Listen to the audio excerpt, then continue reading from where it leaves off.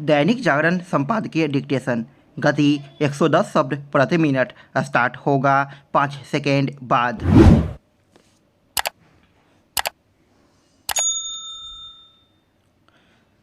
Start.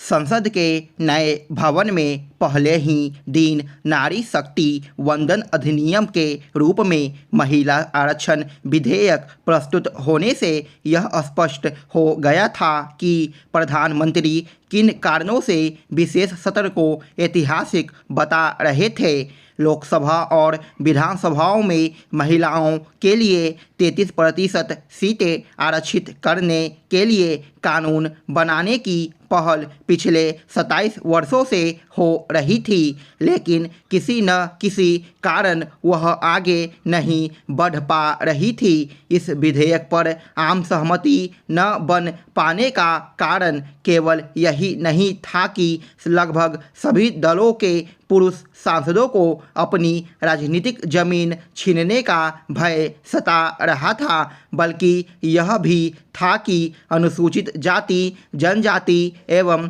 अन्य पिछड़े वर्गों की महिलाओं के लिए आरक्षण के अंदर आरक्षण की मांग की जा रही थी। इस पर भी आम राय नहीं बन पा रही थी।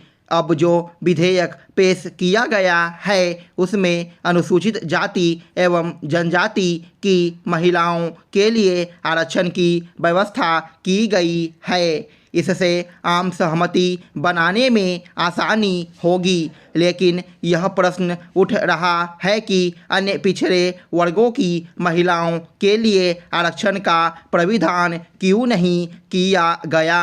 चूँकि यह प्रश्न उठाने वाला दल भी महिला आरक्षण विधेयक का समर्थन कर रहे हैं, इसलिए इसकी उम्मीद बढ़ गई है कि यह अब कानून का रूप ले लेगा। उम्मीद इसलिए भी बढ़ गई है क्योंकि लोकसभा और विधानसभाओं में महिलाओं का 33% आरक्षण जनगणना और परिसीमन के बाद प्रभावी होगा। इसका अर्थ है कि अगले आम चुनाव के बाद ही महिलाएं इस आरक्षण का लाभ उठा पाएगी। चूँकि परिसीमन के चलते लोकसभा और विधानसभाओं की सीटें बढ़ जाएगी, इसलिए मौजूदा पुरुष जनप्रतिनिधियों को यह चिंता नहीं रहेगी कि उनकी राजनीति का क्या होगा।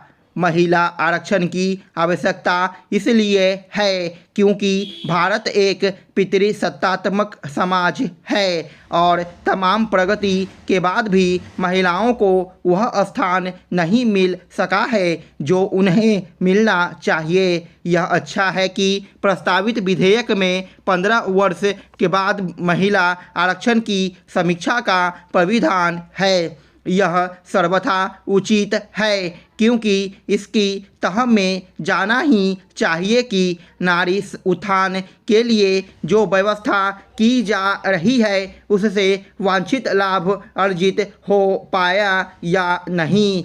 हर किस्म के आरक्षण की समीक्षा इसलिए होनी चाहिए ताकि यह जाना जा सके कि पात्र लोगों को उसका सही लाभ मिल रहा है या नहीं। यह जानना इसलिए और आवश्यक है क्योंकि यह देखने को मिल रहा है कि पंचायतों में आरक्षण के चलते महिलाओं की भागीदारी तो बढ़ी है, लेकिन कई जगह उनके दायित्वों का निर्वहन उनके पति कर रहे हैं।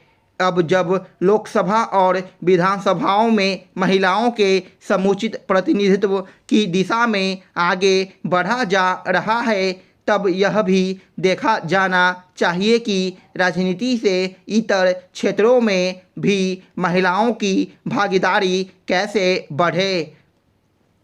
पर्युषण महापर्व के उपरांत क्षमावानी पर्व का पड़ाव अपराधों के शोधन का अवसर प्रदान करता है। स्मरण रहे कि क्षमा कायरों से नहीं मिल सकती और जो अहंकारी है वे किसी से क्षमा याचना नहीं कर सकते। क्षमा याचना और क्षमादान के भाव हृदय को हल्का कर देते हैं। इससे कलुषता मिटकर परम शांति की अनुभूति होती है।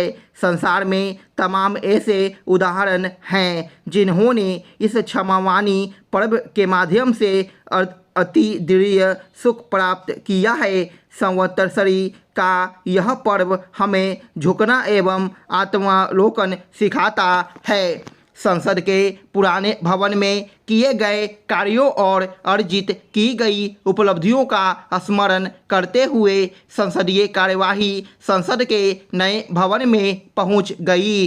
पक्ष विपक्ष के सांसदों का एक साथ संसद के पुराने भवन से नए भवन में प्रवेश करते हुए देखना एक सुखद क्षण था।